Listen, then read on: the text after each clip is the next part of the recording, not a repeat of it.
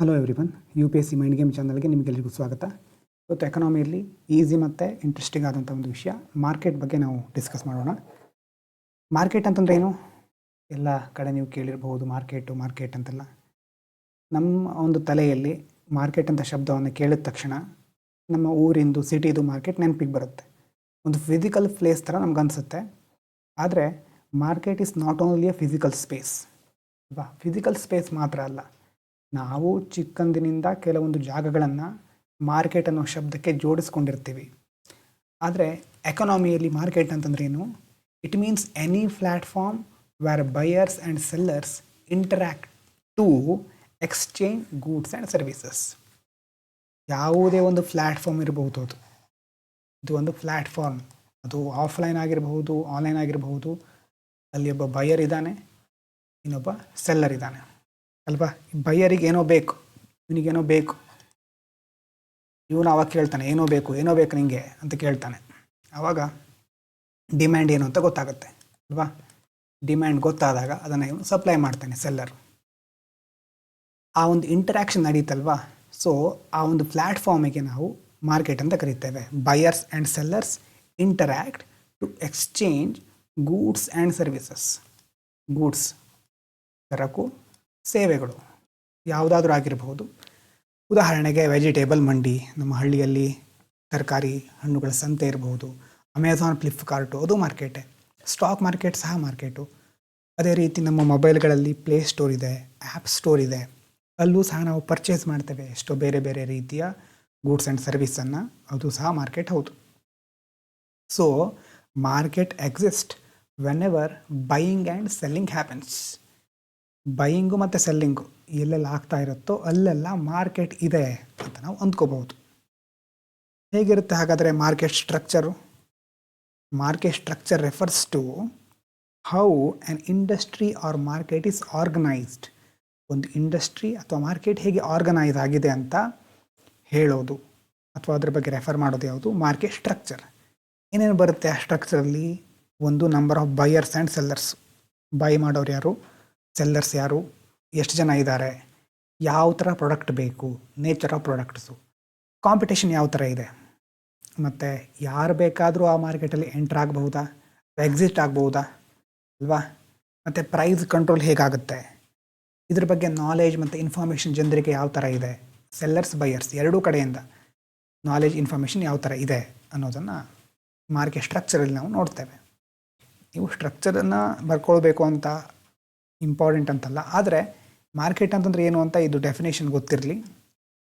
ತುಂಬ ಡೆಫಿನೇಷನ್ಗಳು ಬರ್ತಾ ಹೋಗುತ್ತೆ, ಇದೆ ಅಂತಲ್ಲ. ಆದರೆ market is not only physical space, any platform. Basic thing ಅದು. ಅದನ್ನು ಬರ್ಕೊಂಡು ಓಕೆ, ಇಲ್ಲಿಂದ ಇಲ್ಲಿ ತನಕ. ಕೆಳಗಡೆ ಒಂದು 2 ಎಕ್ಸಾಂಪಲ್ಲು. ಇದಾದಮೇಲೆ ಕ್ಲಾಸಿಫಿಕೇಷನ್ ಆಫ್ ಮಾರ್ಕೆಟ್ ಸ್ಟ್ರಕ್ಚರ್. ಇದು ಇಂಪಾರ್ಟೆಂಟ್. ಯಾವ್ಯಾವ ಥರ ಮಾರ್ಕೆಟ್ ಸ್ಟ್ರಕ್ಚರನ್ನು ನಾವು ಕ್ಲಾಸಿಫೈ ಮಾಡಿದ್ದೀವಿ ಅಂತ. ಮಾರ್ಕೆಟ್ ಸ್ಟ್ರಕ್ಚರಲ್ಲಿ ಏನೇನಿರುತ್ತೆ ಅಂತ ಮೇಲ್ಗಡೆ ನೋಡಿದ್ವಿ ನೋಡಿ.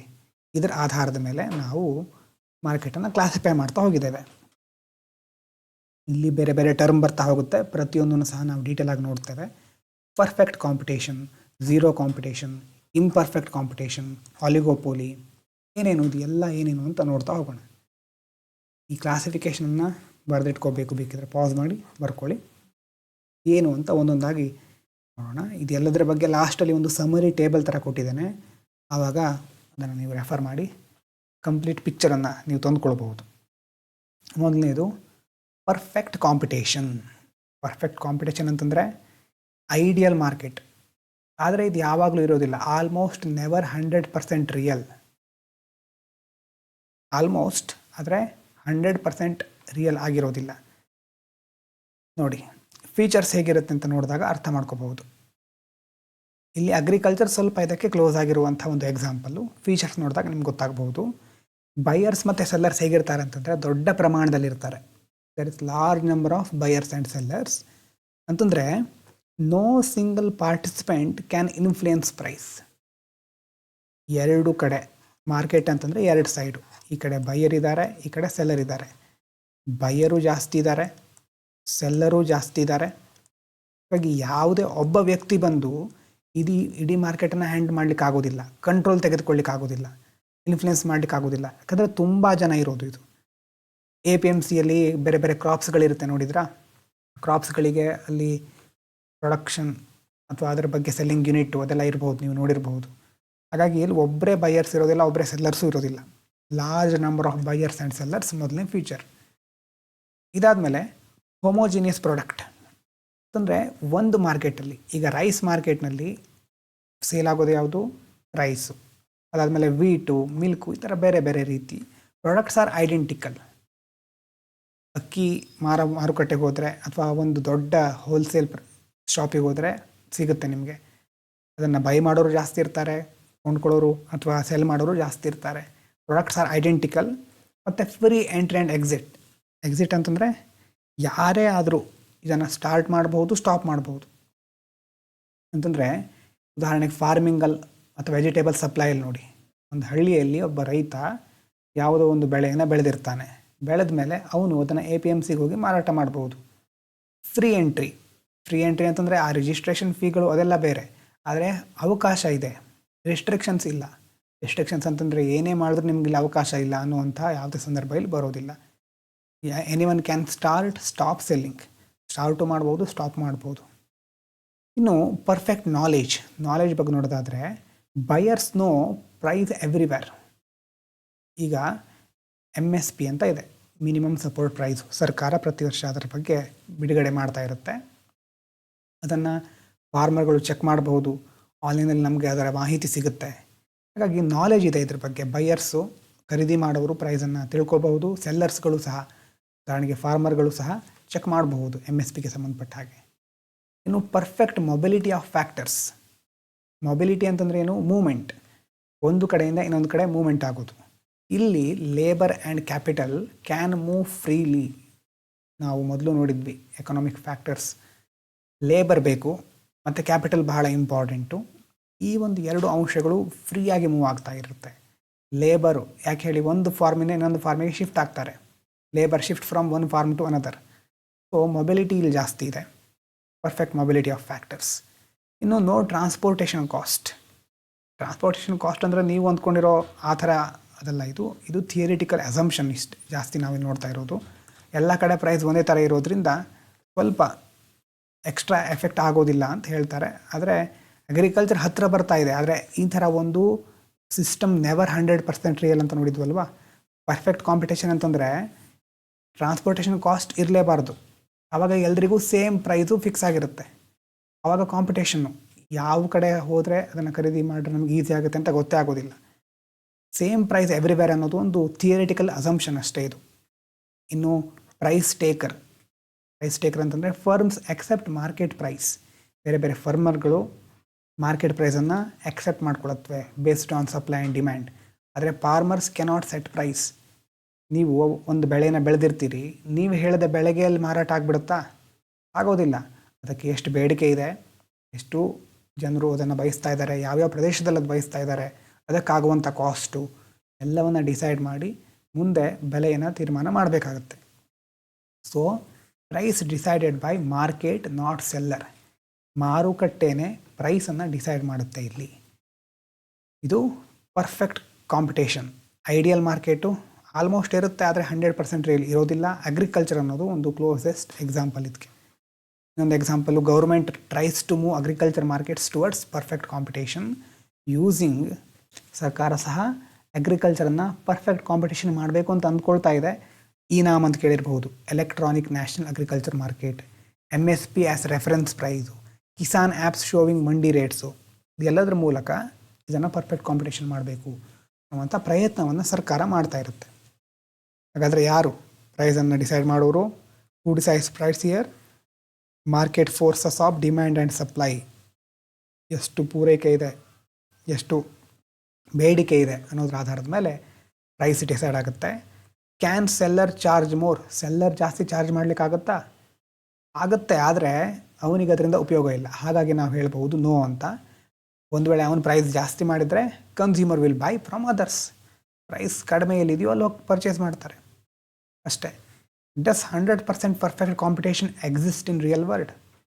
100% ಪರ್ಫೆಕ್ಟ್ ಕಾಂಪಿಟೇಷನ್ನು ಇರುತ್ತಾ? ರೇರ್ ಆಗಿ ಅಪರೂಪ but agriculture and stock market ಹತ್ರ ಇರುತ್ತೆ ಅಂತ. ಹಾಗಾದರೆ ಯಾಕೆ ಅಗ್ರಿಕಲ್ಚರ್ ರಿಸೆಂಬಲ್ಸ್ ಪರ್ಫೆಕ್ಟ್ ಕಾಂಪಿಟೇಷನ್ ಅಂದರೆ ತುಂಬ ಜನ ಸೆಲ್ಲರ್ಸ್ ಇರ್ತಾರೆ, ಐಡೆಂಟಿಕಲ್ ಪ್ರಾಡಕ್ಟ್ ಇರುತ್ತೆ, ಪ್ರೈಸ್ ಕಂಟ್ರೋಲ್ ಒಬ್ಬರೇ ಮಾಡಲಿಕ್ಕೆ ಆಗೋದಿಲ್ಲ. ಹಾಗಾಗಿ ಅಗ್ರಿಕಲ್ಚರನ್ನು ನಾವು ಕನ್ಸಿಡರ್ ಮಾಡಬಹುದು.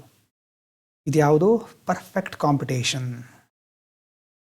ಇದ್ರ ಬಗ್ಗೆ ಕೆಳಗಡೆ ಟೇಬಲ್ ಕೊಟ್ಟಿದ್ದೇನೆ, ಆವಾಗ ಬರ್ಕೊಳ್ಳಿ, ಇಲ್ಲಿ ಕೇಳಿಸ್ಕೊಳ್ಳಿ. ನೆಕ್ಸ್ಟು ಮೋನೋಪೋಲಿ. ಪರ್ಫೆಕ್ಟ್ ಕಾಂಪಿಟೇಷನ್ ಒಂದು ಕಡೆ ಆದರೆ ಇನ್ನೊಂದು ಸೈಡಲ್ಲಿ ಅದರ ತದ್ವಿರುದ್ಧ ಅಂತ ಹೇಳ್ಬೋದು, ಝೀರೋ ಕಾಂಪಿಟೇಷನ್. ಕಾಂಪಿಟೇಷನೇ ಇರೋದಿಲ್ಲ. ಇದು completely opposite of perfect competition. Only one seller dominates the market. ಒಂದೇ ಸೆಲ್ಲರ್ ಮಾರ್ಕೆಟನ್ನು ಡಾಮಿನೇಟ್ ಮಾಡ್ತಾ ಇರ್ತಾರೆ. ಫೀಚರ್ ನೋಡಿ, single seller, one producer rules market. ಉದಾಹರಣೆಗೆ ಇಂಡಿಯನ್ ರೈಲ್ವೆ ಇದೆ. ರೈಲ್ವೆಯಲ್ಲಿ ಭಾರತದ ಸರ್ಕಾರ ಅಲ್ವಾ, ಅದೇ ಎಲ್ಲವನ್ನು ಮ್ಯಾನೇಜ್ ಮಾಡ್ತಾ ಇರುತ್ತೆ, ಪ್ಯಾಸೆಂಜರ್ ಟ್ರೈನ್ಗಳಿಗೆ ಸಂಬಂಧಪಟ್ಟ ಹಾಗೆ. ಹಾಗಾಗಿ ಎಲ್ಲ ಪ್ರೈಸ್ ಫಿಕ್ಸ್ ಮಾಡೋದು, ಅದಕ್ಕೆ ಯಾರೂ ಕಾಂಪಿಟೇಷನ್ ಕೊಡೋರಿಲ್ಲ. ಅದರ ಜೊತೆ ನೋ ಕ್ಲೋಸ್ ಸಬ್ಸ್ಟಿಟ್ಯೂಟ್ಸ್. ನಾವು ಸಬ್ಸ್ಟಿಟ್ಯೂಟ್ ಗೂಡ್ಸ್ ಅಂತಂದರೆ ಏನು ಅಂತ ಗೊತ್ತಿದೆ ನಿಮಗೆ, ಅಂದರೆ ರೀಪ್ಲೇಸ್ ಮಾಡುವಂಥದ್ದು. So no replacement product available. ಇದನ್ನು ಬಿಟ್ಟು ಬೇರೆ ಒಂದು ಪ್ರಾಡಕ್ಟ್ ಇಲ್ಲ ರೀಪ್ಲೇಸ್ ಮಾಡುವಂಥದ್ದು. ರೈಲ್ವೇಸಿಗೆ ಮೊದಲೇ ನೋಡಿದ ಹಾಗೆ no perfect alternative on many routes. ಕಡಿಮೆ ಖರ್ಚಿನಲ್ಲಿ ತುಂಬ ದೂರ ಹೋಗಲಿಕ್ಕೆ ರೈಲ್ವೆ ಅಷ್ಟು ಒಳ್ಳೆಯದಾದಂತಹ ಮಾರ್ಗ ಅಥವಾ ಒಂದು ವಿಧಾನ ಇಲ್ಲ. ಇನ್ನು ಪ್ರೈಸ್ ಮೇಕರ್ ಅಂತಂದರೆ ಇರೋದೇ ಒಂದು ಅಲ್ವಾ, ಓನ್ಲಿ ಒನ್ ಸೆಲ್ಲರ್. ಹಾಗಾದರೆ ಯಾರು ಫಿಕ್ಸ್ ಮಾಡ್ತಾರೆ? ಮೋನೋಪೋಲಿ. ಆ ಒಂದೇ ಒಂದು ಸೆಲ್ಲರ್ ಇದ್ದಾರಲ್ವ, ಅವರೇ ಫಿಕ್ಸ್ ಮಾಡ್ತಾರೆ. Monopoly decide selling price. Railways fare ಯಾರಿಗ ಅನೌನ್ಸ್ ಮಾಡ್ತಾರೆ? ಗೌರ್ಮೆಂಟ್, ಯಾಕಂದರೆ ಗೌರ್ಮೆಂಟಿನ ಒಂದು ವಿಭಾಗ ಅದು. ಇನ್ನು ಎಂಟ್ರಿ ಬ್ಯಾರಿಯರ್ಸ್ಗಳಿರುತ್ತೆ ಅಲ್ವಾ, ಯಾಕಂದರೆ ಒಬ್ಬರೇ ಇದ್ದಾಗ ಅವರೇ ಡಾಮಿನೇಟ್ ಮಾಡಲಿಕ್ಕೆ ನೋಡ್ತಾ ಇರ್ತಾರೆ. New firms cannot enter. ಹೊಸ ಫರ್ಮ್ಗಳು ಅಷ್ಟು ಸುಲಭವಾಗಿ ಎಂಟರ್ ಆಗಲಿಕ್ಕೆ ಆಗೋದಿಲ್ಲ. ಉದಾಹರಣೆಗೆ ಅದಕ್ಕೆ ಬೇರೆ ಬೇರೆ ಪೇಟೆಂಟ್ಸ್ಗಳು, ಗೌರ್ಮೆಂಟ್ ಕಂಟ್ರೋಲು, ಹೈ ಇನ್ವೆಸ್ಟ್ಮೆಂಟು ಇದೆಲ್ಲ ಬೇಕು.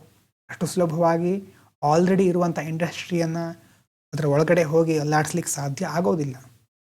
ಇನ್ನು ಡೌನ್ವರ್ಡ್ ಸ್ಲೋಪಿಂಗ್ ಡಿಮ್ಯಾಂಡ್. ಈಗ ಇಲ್ಲಿ ನೋಡಿ, to increase sales price must reduce ಅಲ್ವಾ. ಸೇಲ್ ಇನ್ಕ್ರೀಸ್ ಮಾಡಬೇಕು ಅಂತಂದರೆ ಇಲ್ಲೂ ಸಹ ಹಾಗೆ ಜನರಿಗೆ ಉಳಿತಾಯ ಆಗೋದರ ಕಡೆನೇ ಮುಖ ಮಾಡ್ತಾ ಇರ್ತಾರೆ. ಪ್ರೈಸ್ ರೆಡ್ಯೂಸ್ ಮಾಡಿದರೆ ಸೇಲ್ ಇನ್ಕ್ರೀಸ್ ಆಗುತ್ತೆ. Railways discounting AC tickets on low demand. AC ಟಿಕೆಟ್ಸ್ನ ಕೆಲವೊಂದು ಸಾರಿ ಡಿಸ್ಕೌಂಟಲ್ಲಿ ಇಡ್ತಾರೆ, ಯಾಕಂತಂದರೆ ಅದಕ್ಕೆ ಡಿಮ್ಯಾಂಡೇ ಇಲ್ಲ, ಆದರೆ ಖರ್ಚಾಗುತ್ತೆ ಅದನ್ನು ಮ್ಯಾನೇಜ್ ಮಾಡಲಿಕ್ಕೆ. ಇನ್ನು ಪಾಸಿಬಿಲಿಟಿ ಆಫ್ ಪ್ರೈಸ್ ಡಿಸ್ಕ್ರಿಮಿನೇಷನ್ ಅಲ್ವಾ. ಒಂದೇ ವಿಭಾಗ ಇದ್ಮೇಲೆ different price to different customers. Tatkal pricing ಅಂತ ನೀವು ನೋಡಿರ್ಬೋದು, ಡೈನಾಮಿಕ್ ಪ್ರೈಸಿಂಗು. ಈ ಥರ ನೀವು ಯಾವ ಟೈಮ್ನಲ್ಲಿ ಬುಕ್ ಮಾಡ್ತೀರಿ ಅನ್ನುವ ಆಧಾರದ ಮೇಲೆ ಪ್ರೈಸಿಂಗ್ ಚೇಂಜ್ ಆಗಬಹುದು. ಇದಕ್ಕೆ ಬೇರೆ ಬೇರೆ ಎಕ್ಸಾಂಪಲ್ ನೋಡಿ. Copyright and patent based ಮೊನೋಪೊಲಿ. ಕೆಲವೊಂದು ವ್ಯಾಕ್ಸಿನ್ ಕಂಪ್ನಿಗಳಿರುತ್ತೆ, ಫಾರ್ಮಾ ವ್ಯಾಕ್ಸಿನ್ಸ್. ಕೋವಿಡ್ ಟೈಮ್ನಲ್ಲಿ ಕೆಲವೊಂದು ಕಂಪ್ನಿಗಳು ಏನು ಹೇಳಿತ್ತು ಅಂತಂದರೆ, ಇದು ನಾವು ಕಂಡು ಹಿಡಿದಿರುವಂಥ ವ್ಯಾಕ್ಸಿನು, ಇದನ್ನು ನಾವು ಮಾತ್ರ ಬಳಸ್ಕೋಬೇಕು, ನೀವೇನಾದರೂ ಬಳಸ್ತೀರಾ ಅಂತಂದರೆ ನಮಗೆ ರಾಯಲ್ಟಿ ಫೀ ಅಥವಾ ಕಾಪಿರೈಟ್ ಒಂದು ಕ್ಲೇಮನ್ನು ಮಾಡಿ ನಮಗೆ ಹಣ ಸಂದಾಯ ಮಾಡಿದರೆ ಮಾತ್ರ ನೀವು ಅದನ್ನು ಬಳಸಬಹುದು ಅನ್ನುವಂಥ ಮೊನೋಪೊಲಿಸ್ಟಿಕ್ ಬಿಹೇವಿಯರನ್ನು ನಾವು ನೋಡಿದ್ವಿ. IRCTC ಅಂತಂದರೆ ಗೊತ್ತಿದೆ, ರೈಲ್ವೆ ಬುಕ್ಕಿಂಗು. BHEL ಕೇಳಿದೆ ಅಲ್ವಾ, ಹೆವಿ ಎಲೆಕ್ಟ್ರಾನಿಕ್ಸ್ ಲಿಮಿಟೆಡ್ಡು. ಅದು ಅರ್ಲಿಯರ್ ಮೊದಲೇನು ಮಾಡ್ತಾಯಿತ್ತು, ಹೆವಿ ಎಲೆಕ್ಟ್ರಿಕ್ ಮಷಿನರಿಗಳನ್ನು ತಯಾರು ಮಾಡ್ತಾಯಿತ್ತು.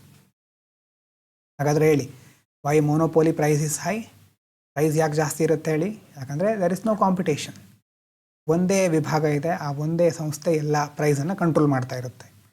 Y entry is difficult? ಯಾಕಂತಂದರೆ ಎಂಟರ್ ಆಗಲಿಕ್ಕೆ ಪೇಟೆಂಟ್ ಬೇಕು, ಲೈಸೆನ್ಸ್ ಬೇಕು, ಕ್ಯಾಪಿಟಲ್ ಬೇಕು, ಹಾಗಾಗಿ ಬಹಳ ಕಷ್ಟ ಇರುತ್ತೆ. Can monopoly discriminate price? ಹೌದು, ಪ್ರೈಸ್ ಡಿಸ್ಕ್ರಿಮಿನೇಷನ್ ಇರುತ್ತೆ ಇಲ್ಲಿ. ಉದಾಹರಣೆಗೆ ಸೀನಿಯರ್ ಸಿಟಿಸನ್ ಕನ್ಸೆಷನ್ ಕೊಡಬಹುದು, ತತ್ಕಾಲ ಪ್ರೈಸಿಂಗು, ಈ ಥರ ಕೆಲವೊಂದು ಡಿಸ್ಕ್ರಿಮಿನೇಟ್ರಿ ಪಾಲಿಸಿಗಳನ್ನು ನಾವು ನೋಡ್ಬೋದು. ಅದು ಪಾಸಿಟಿವ್ ಸಹ ಆಗಿರ್ಬೋದು, ನೆಗೆಟಿವ್ ಸಹ ಆಗಿರ್ಬೋದು. ಪೊಲಿಟಿಯಲ್ಲಿ ಕೇಳಿರ್ತೀರಲ್ವಾ, affirmative actions, positive discrimination, negative discrimination, ಹೀಗೆ ಯಾವ್ದು ಬೇಕಾದರೂ ಅಲ್ಲಿ ನಾವು ನೋಡ್ತಾ ಹೋಗ್ಬೋದು. ಮೊದಲನೇದು ನೋಡಿದ್ದು ಯಾವುದು? Perfect competition. ಅದರ ಅಪೋಸಿಟ್ ಯಾವುದು ಈಗ ನೋಡಿರೋದು? ಮೊನೋಪೊಲಿ. ಇನ್ನು ಸ್ವಲ್ಪ ಮಿಕ್ಸ್ ಇರೋದು ಮೊನೋಪೊಲಿಸ್ಟಿಕ್ ಕಾಂಪಿಟೇಷನ್ ಅಂತ. ಕಾಂಪಿಟೇಷನು ಇದೆ, ಹಾಗಂತ ಮೊನೋಪೊಲಿ ಕ್ವಾಲಿಟಿನೂ ಕೆಲವೊಂದಿದೆ. It's a combination of competition and monopoly qualities. ನೋಡಿ ಇಲ್ಲಿ ಹೇಗಿರ್ತಾರೆ ಅಂತಂದರೆ, ಮೆನಿ ಸೆಲ್ಲರ್ಸ್, ತುಂಬ ಸೆಲ್ಲರ್ಸ್ ಇರ್ತಾರೆ. ಕಾಂಪಿಟೇಷನ್ನು, ಲಾರ್ಜ್ ನಂಬರ್ ಫರ್ಮ್ಸ್ ಇರುತ್ತೆ. ಉದಾಹರಣೆಗೆ ಸೋಪು, ಟೂತ್ ಪೇಸ್ಟು, ರೆಸ್ಟೋರೆಂಟ್ಗಳೆಲ್ಲ ನೀವು ನೋಡಿರ್ಬೋದು ಅಲ್ವಾ. ಸೆಲ್ಲರ್ಸ್ಗಳಿದ್ದಾರೆ, ಡಿಫ್ರೆನ್ಷಿಯೇಟೆಡ್ ಪ್ರಾಡಕ್ಟ್ಸ್ ಇದೆ. ಸಿಮಿಲರ್ ಪ್ರಾಡಕ್ಟು ಆದರೆ ಐಡೆಂಟಿಕಲ್ ಅಲ್ಲ. ಈಗ ನೋಡಿ, ಟೂತ್ ಪೇಸ್ಟ್ ಕೋಲ್ಗೇಟ್ ಅಂತ ಗೊತ್ತಿದೆ ನಿಮಗೆ, ಪೆಪ್ಸೋಡೆಂಟು, ದಂತಕಾಂತಿ, ಇದೆಲ್ಲ ಟೂತ್ ಪೇಸ್ಟಿನ ಬೇರೆ ಬೇರೆ ಬ್ರ್ಯಾಂಡ್ಗಳು. ಹೌದು, ಅದೆಲ್ಲ ಟೂತ್ ಪೇಸ್ಟೇ, ಆದರೆ ಐಡೆಂಟಿಕಲ್ ಅಲ್ಲ. ಎಂಟ್ರಿ ಎಕ್ಸಿಟ್ ಫ್ರೀ ಆಗಿರುತ್ತೆ. ಯಾವುದೇ ಫರ್ಮ್ ಬಂದು ಜಾಯ್ನ್ ಆಗ್ಬೋದು, ಎಕ್ಸಿಟ್ ಆಗ್ಬೋದು. ಹೊಸ ರೆಸ್ಟೋರೆಂಟು ನಿಮ್ಮ ಒಂದು ಬೀದಿಯಲ್ಲಿ, ನಿಮ್ಮ ಒಂದು ಸಿಟಿಯಲ್ಲೇ ಆಲ್ರೆಡಿ ಒಂದು ರೆಸ್ಟೋರೆಂಟ್ ಇರುತ್ತೆ, ಇನ್ನೊಂದು ಯಾವುದೋ ರೆಸ್ಟೋರೆಂಟ್ ಓಪನ್ ಆಗ್ಬೋದು. ಇಲ್ಲಿ ಕೆಫೆ ಓಪನಿಂಗಲ್ಲಿ ಅದು ಸಹ ಎಕ್ಸಾಂಪಲ್ ಆಗಿ ನೋಡ್ಬೋದು. ಇನ್ನು ಅಡ್ವರ್ಟೈಸಿಂಗ್ ಮತ್ತು ಬ್ರ್ಯಾಂಡಿಂಗ್ ಬಹಳ ಇಂಪಾರ್ಟೆಂಟ್ ಅಲ್ವಾ. ಈ ಥರ ಕಾಂಪಿಟೇಷನ್ ಇದ್ದಾಗ ಅಡ್ವರ್ಟೈಸ್ ಮಾಡೋದು, ಬ್ರ್ಯಾಂಡಿಂಗ್ ಯಾವ ಥರ ಬಿಲ್ಡ್ ಆಗ್ತಾ ಇದೆ ಬಹಳ ಇಂಪಾರ್ಟೆಂಟ್. ಅದಕ್ಕೋಸ್ಕರ ಆ್ಯಡ್ಸ್ಗಳನ್ನು, ಆಫರು, ಇನ್ಫ್ಲುಯೆನ್ಸರ್ಸ್ಗಳನ್ನು ಯೂಸ್ ಮಾಡ್ತಾರೆ. ಈಗ ಕಂಟೆಂಟ್ ಕ್ರಿಯೇಟಿಂಗ್ ಫೀಲ್ಡಲ್ಲಿ ಇನ್ಸ್ಟಾಗ್ರಾಮಲ್ಲಿ ನೋಡಿರ್ಬೋದು ನೀವು, ಅಡ್ವರ್ಟೈಸ್ಮೆಂಟ್ಗಳು ಪದೇ ಪದೇ ಬರ್ತಾ ಇರುತ್ತೆ ಕಸ್ಟಮರ್ಗಳನ್ನು ಕನ್ವಿನ್ಸ್ ಮಾಡಲಿಕ್ಕೆ. ಇನ್ನು ನಾನ್ ಪ್ರೈಸ್ ಕಾಂಪಿಟೇಷನ್ ನೋಡಿ, ಇದು important. Attract without cutting price. Price cut ಮಾಡ್ದೇ ಅಟ್ರ್ಯಾಕ್ಟ್ ಮಾಡೋದು ಹೇಗೆ? ವಾರಂಟಿ ಕೊಡೋದು, ಫ್ರೀ ಗಿಫ್ಟನ್ನು ಕೊಡೋದು, ಮತ್ತು ಕಾಂಬೋ. ನಮಗನ್ಸುತ್ತೆ ಅದು ಪ್ರೈಸ್ ಕಡಿಮೆ ಆಗಿದೆ ಅಂತ, ಆದರೆ ಆ್ಯಕ್ಚುಲಿ ಅವರ ಲಾಭವನ್ನು ಇಟ್ಕೊಂಡೆ ಅವರು ನಮಗೆ ಮಾರಾಟ ಮಾಡ್ತಾ ಇರ್ತಾರೆ. ಆದರೆ ಇಲ್ಲಿ ನಾಲೆಜ್ ಅನ್ನೋದು ಸ್ವಲ್ಪ ಇಂಪರ್ಫೆಕ್ಟ್ ಅಲ್ವಾ. ನಾಲೆಜ್ ಎಲ್ಲ ಕಡೆ ನಮಗಿರುತ್ತೆ ಅಂತಲ್ಲ. ಕಸ್ಟಮರ್ ಪ್ರಿಫರ್ ಬ್ರ್ಯಾಂಡ್ಸ್, ಒಳ್ಳೊಳ್ಳೆ ಬ್ರ್ಯಾಂಡ್ಗಳನ್ನ ಪ್ರಿಫರ್ ಮಾಡ್ತಾರೆ. Brand loyalty over price. ಎಷ್ಟೋ ಸಾರಿ ಬ್ರ್ಯಾಂಡಿನ ಲಾಯಲ್ಟಿ ಬಹಳ ಮುಖ್ಯವಾಗಿರುತ್ತೆ ಪ್ರೈಸ್ಗಿಂತ. ನೀವು ಟೂತ್ ಪೇಸ್ಟ್ ಪ್ರೈಸ್ ವಾರ್ ನೋಡ್ತಾ ಇರ್ಬೋದು. ಕೋಲ್ಗೇಟು, ಡಾಬರು, ಪತಂಜಲಿ ಇವರ ನಡುವೆ ಆಗ್ತಾ ಇರೋದು. ಮತ್ತು ಬರ್ಗರಲ್ಲಿ ಮೆಕ್ಡೊನಾಲ್ಡು ಮತ್ತು KFC, ಬರ್ಗರ್ ಕಿಂಗು, ಅದ್ರ ಜೊತೆ ಲೋಕಲ್ ಬ್ರ್ಯಾಂಡ್ಗಳಿರುತ್ತೆ ಕೆಲವೊಂದು ಸಾರಿ. ಇನ್ನು ಸ್ಮಾರ್ಟ್ಫೋನಲ್ಲಿ ಆ್ಯಪಲ್ಲು, ಸ್ಯಾಮ್ಸಂಗು, ಶಿಯೋಮಿ ಎಲ್ಲ ನೀವು ಕೇಳ್ತಾ ಇರ್ತೀರಿ. ಆ ಒಂದು ಕಾಂಪಿಟೇಷನ್ ಸಹ ನಾವು ನೋಡ್ತಾ ಹೋಗ್ತೇವೆ. ಹಾಗಾಗಿ monopolistic competition is the most real world market structure. Real ವರ್ಲ್ಡಲ್ಲಿ ಹೆಚ್ಚು ನಾವು ನೋಡೋದು ಈ ಮೋನೋಪೋಲಿಸ್ಟಿಕ್ ಕಾಂಪಿಟೇಷನನ್ನು. ಮೋನೋಪೋಲಿಸ್ಟಿಕ್ ಅಂತ ಯಾಕೆ ಕರಿತೇವೆ? ಯಾಕಂತಂದರೆ ಸ್ವಲ್ಪ ಮೋನೋಪೋಲಿಯ ಕಾಂಪಿಟೇಷನ್ ಅಂತಂದರೆ ಕಾಂಪಿಟೇಷನ್ ಇದೆ, ಆದರೆ ಕೆಲವು ಒಂದು ಸಂಸ್ಥೆಗಳು ನಿರ್ವಹಿಸ್ತಾ ಇವೆ. ಮತ್ತು ನಾನ್ ಪ್ರೈಸ್ ಎಂಟ್ರಿ ಎಕ್ಸಿಟ್ ಇಲ್ಲಿ ಫ್ರೀ ಆಗಿದೆ, ಅದು ಮೋನೋಪೋಲಿ ಇರೋದಿಲ್ಲ, ಆದರೆ ಕಾಂಪಿಟೇಷನಲ್ಲಿ ಇರುತ್ತೆ. ಎರಡರ ಕೆಲವು ತತ್ವಗಳನ್ನು ನಾವಿಲ್ಲಿ ಕಾಣ್ತಾ ಹೋಗ್ಬೋದು, ಮೋನೋಪೋಲಿದು ಮತ್ತು ಕಾಂಪಿಟೇಷನ್ದು. ಸೊ ಇದಕ್ಕೆ ಮೋನೋಪೋಲಿಸ್ಟಿಕ್ ಕಾಂಪಿಟೇಷನ್ ಅಂತ ಕರಿತೇವೆ. ನೋಡಿ, ಇದು 3 ಬಿಟ್ಟರೆ ಮತ್ಯಾವುದು ನಮ್ಗೆ ಗೊತ್ತಿರಬಹುದು, ಆದರೆ ಮಾರ್ಕೆಟ್ನಲ್ಲಿ ಕೆಲವು 3ರಿಂದ 4 ಪ್ರಾಡಕ್ಟ್ಗಳು ನಾವು ನೋಡ್ತಾ ಹೋಗ್ತೇವೆ. ಅದೇ ಆ ಒಂದು ಫೀಲ್ಡನ್ನು, ಆ ಒಂದು ಕೆಲವೇ ಪ್ರಾಡಕ್ಟ್ಗಳು ಅದನ್ನು ವ್ಯಾಪಿಸ್ಕೊಂಡು ಬಿಟ್ಟಿರುತ್ತೆ. So why is this market most realistic? ಇದನ್ನು ಯಾಕೆ ಯಾವ ಥರ ಕರಿತೇವೆ? ಯಾಕಂತಂದರೆ combination of product differentiation plus competition ಅಲ್ವಾ. ಪ್ರಾಡಕ್ಟ್ ಡಿಫ್ರೆನ್ಸಿಯೇಷನ್ ಇದೆ, ಅದರ ಜೊತೆ ಕಾಂಪಿಟೇಷನ್ ಸಹ ಇದೆ, ಎಲ್ಲ ಕಡೆ ಇರೋದೇ ಇದು. Can firm charge different prices? ಬೇರೆ ಬೇರೆ ಪ್ರೈಸನ್ನು ಚಾರ್ಜ್ ಮಾಡ್ಬೋದಾ? Yes, because products are not identical product ಅಲ್ಲ, ಸಿಮಿಲರ್ ಆದರೆ ಅಲ್ವಾ. ಟೂತ್ ಪೇಸ್ಟೇ ಅದು, ಆದರೆ ಒಂದೇ ಥರ ಎಲ್ಲ ಇರೋದಿಲ್ಲ, ಡಿಫ್ರೆಂಟ್ ಬ್ರ್ಯಾಂಡ್ ಕ್ರಿಯೇಟ್ ಆಗಿರುತ್ತೆ.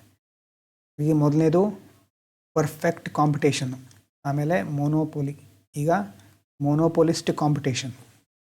ನೆಕ್ಸ್ಟು ಆಲಿಗೋಪೋಲಿ ಅಂತಂದರೆ market with few large firms dominating. ಇದು ಸ್ವಲ್ಪ ಹಾಗೇ ಇದೆ. ಫೀಚರ್ಸ್ ನೋಡಿ, ಫ್ಯೂ ಸೆಲ್ಲರ್ಸ್, ಕೆಲವು ಫರ್ಮ್ಗಳು ಡಾಮಿನೇಟ್ ಮಾಡ್ತಾ ಇವೆ. ಸಿಮೆಂಟಲ್ಲಿ ಅಲ್ಟ್ರಾಟೆಕ್ಕು, ACC, ಶ್ರೀ ಅಂತ ಕೇಳಿರ್ಬೋದು. ಟೆಲಿಕಾಮ್ನಲ್ಲಿ ಜಿಯೋ, ಏರ್ಟೆಲ್, VI ಇಲ್ಲಿ. ಮತ್ತು ಇಂಟರ್ ಡಿಪೆಂಡೆನ್ಸ್ ಇರುತ್ತೆ. ಜಿಯೋ ಟ್ಯಾರಿಫನ್ನು ಚೇಂಜ್ ಮಾಡಿದರೆ ಏರ್ಟೆಲ್ಲು ಸಹ ರಿಯಾಕ್ಟ್ ಮಾಡುತ್ತೆ. ಮತ್ತು ಅಡ್ವರ್ಟೈಸಿಂಗ್ ಎಲ್ಲ ಕಡೆ, TV, ಯೂಟ್ಯೂಬು, ಸ್ಪಾನ್ಸರ್ಶಿಪ್ಪು, ಇನ್ಸ್ಟಾಗ್ರಾಮು ಎಲ್ಲ ಕಡೆ ನೋಡ್ತಾ ಹೋಗ್ತೇವೆ, ಹೆವಿ ಅಡ್ವರ್ಟೈಸ್ ಮಾಡ್ತಾರೆ. ಪ್ರೈಸ್ ರಿಜಿಡಿಟಿ ಅಲ್ವಾ. Firms avoid frequent price cut ಮಾಡೋದೆಲ್ಲ ಆಮೇಲೆ. ಈಗ ನೀವು ಪ್ರತಿ ವರ್ಷ ನೋಡ್ತಾ ಇರ್ತೀರಿ ಜಿಯೋ, ಏರ್ಟೆಲ್ದೆಲ್ಲ ಪ್ರೈಸ್ ಎಷ್ಟು ಜಾಸ್ತಿ ಆಗ್ತಾ ಇದೆ ಅಂತ. ಎಂಟ್ರಿ ಬ್ಯಾರಿಯರ್ಗಳು, ಯಾಕಂತಂದರೆ ಹೈ ಇನ್ವೆಸ್ಟ್ಮೆಂಟ್ ಬೇಕಾಗುತ್ತೆ, ಹಾಗಾಗಿ ಎಂಟ್ರಿ ಬ್ಯಾರಿಯರ್ ಇರುತ್ತೆ. So Indian telecom tariff changes. If one company changes, others will follow. ಬೇರೆ ಕಂಪನಿಗಳು ಸಹ ಫಾಲೋ ಮಾಡ್ತಾ ಇರುತ್ತೆ. Airline pricing among IndiGo, Air India, Vistara, Akasa, ಕೆಲವೊಂದು ಏರ್ಲೈನ್ ಕಂಪ್ನಿಗಳಿರುತ್ತಲ್ವ, ಅಲ್ಲೂ ಸಹ ನಾವು ನೋಡ್ಬೋದು. ಆದರೆ ಇಲ್ಲೇನಾಗುತ್ತೆ, ಕಾರ್ಟೆಲ್ ಅನ್ನುವಂಥ ಒಂದು ಕಾನ್ಸೆಪ್ಟ್ ಬರುತ್ತೆ.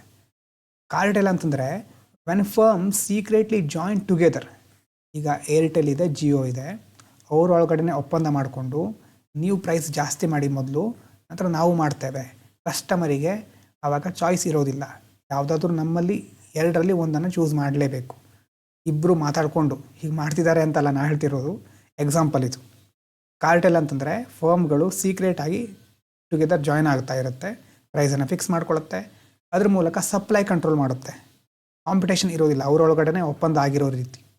ಕಾರ್ಟೆಲ್ ಅಂತಂದರೆ ಇಲ್ಲಿಗಲ್ ಫಾರ್ಮ್ ಆಫ್ ಕೊಲ್ಯೂಷನ್, ಅಂದರೆ ಇಲ್ಲಿಗಲ್ ಆಗಿ ತಮ್ಮ ಒಳಗಡೆ ಒಂದು ವ್ಯವಸ್ಥೆಯನ್ನು ಕ್ರಿಯೇಟ್ ಮಾಡ್ಕೊಂಡ್ಬಿಡೋದು.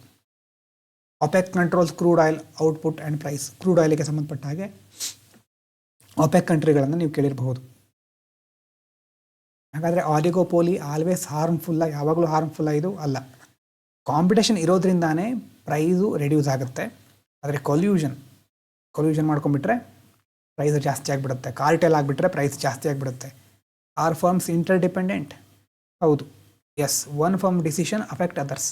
ಯಾವುದೋ ಒಂದು ಫರ್ಮಿನ ಡಿಸಿಷನ್ನು ಬೇರೆದನ್ನು ಅಫೆಕ್ಟ್ ಮಾಡ್ತಾ ಹೋಗುತ್ತೆ.